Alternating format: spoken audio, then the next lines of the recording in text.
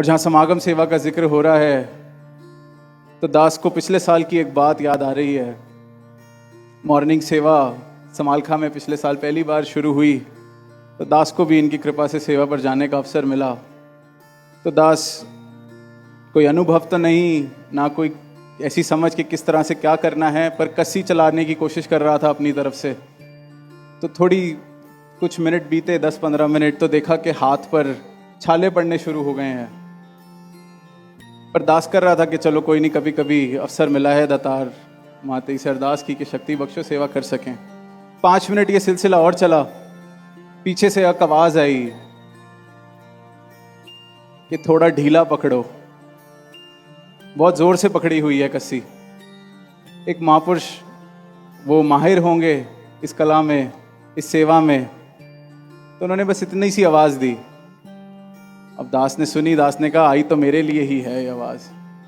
कोशिश की कि चलो पकड़ के देखते हैं। पहले मन में सवाल आया कि ढीला पकड़ेंगे तो चलेगी कैसे, पर करके देखी। और फिर अगले पूरे महीने जब भी कस्सी चलाने का अवसर मिला उसको ऐसे ही पकड़ा और हाथ पे कुछ जख्म नहीं आए। तो उनका तो शुक्राना किया ही, पर मन में ये भाव आया कि यही कला तो जीवन जीने की भी सदगुरु सिखा रहा है कि जीवन को थोड़ा हल्के से पकड़ो। इतने जोर से पकड़ के रखोगे तो दुख, संताप आना ही आना है, जख्म पड़ने ही पड़ने हैं।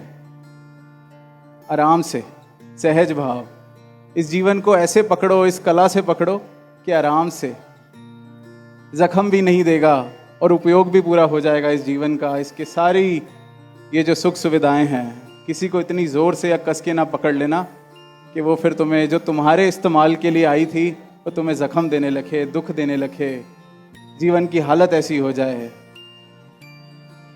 तो ये जीवन जीने की वो कला सिखा रहे हैं। इनके गुरसिक और भी जीवन में उसी कला के साथ कितने और फायदे हैं वो सिखा रहे हैं।